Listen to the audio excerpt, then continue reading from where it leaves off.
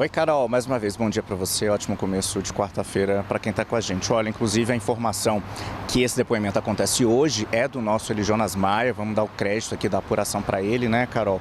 E esse depoimento vai ser colhido por videoconferência e faz parte de um esforço da Polícia Federal para concluir 35 depoimentos envolvendo essa questão nesse período de tempo. Roberta Luxinger é apontada, inclusive, em relatórios da Polícia Federal que constam de decisões do ministro André Mendonça que autorizaram fases da operação sem desconto, como uma possível operadora financeira e política desse esquema de descontos indevidos, de fraudes, né, nas aposentadorias e pensões.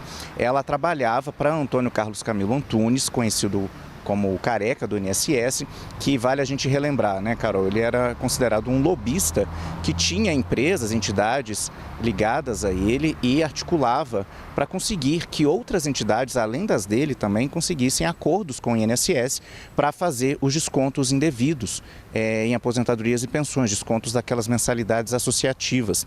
E esses recursos, então, eram distribuídos, esses recursos que eram roubados dos aposentados e pensionistas, eram distribuídos para uma série de empresas para permitir a lavagem desse dinheiro, a ocultação desses valores. E Roberta Luxinger trabalhou para o Careca do INSS e atuava ajudando ele nessas operações.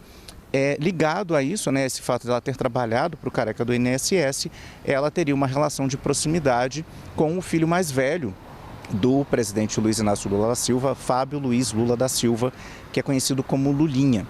Inclusive, por causa dessa relação de proximidade com Lulinha, foi que a CPMI do INSS, enquanto funcionou, tentou por várias ocasiões convocar Roberta Luxinger para prestar depoimentos à comissão. Os requerimentos acabaram sendo rejeitados, já que o governo conseguia ter maioria naquela CPMI, né, Carol? Mas lá também os parlamentares apontavam esses indícios que a Polícia Federal havia levantado e também as relações de proximidade com o Fábio Luiz Lula da Silva. Uma empresa no nome da Roberta, a RL Consultoria e Intermediações Limitada, recebeu mais de quase 1,5 milhão de reais em repasses, em transferências de uma empresa ligada a Antônio Carlos Camilo Antunes, que era uma empresa considerada de fachada, a Brasília Consultoria Empresarial Limitada. E a Polícia Federal apontou que essas transferências aconteceram sem nenhuma prestação de serviço que justificasse o repasse desses valores, portanto, há indícios aí de lavagem de dinheiro. Esse depoimento, Carol, ele acontece no momento em que a gente tem, então, esse esforço, né, da Polícia Federal para concluir essa força-tarefa, para concluir ao menos 35 depoimentos que estão faltando ser colhidos nesse caso, e também acontece depois daquela mudança no comando das investigações que foi promovida pela Polícia Federal.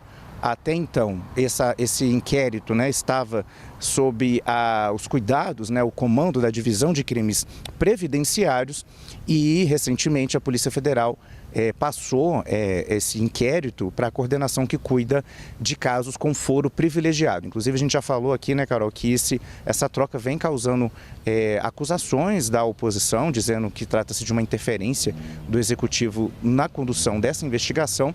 Inclusive, até o ministro André Mendonça não teria visto com bons olhos essa mudança e estudava uma possível ação nesse sentido, já que houve, na visão desses críticos, uma descontinuidade das investigações com a troca de comando dentro da Polícia Federal com relação ao setor que faz a condução desses trabalhos. Carol.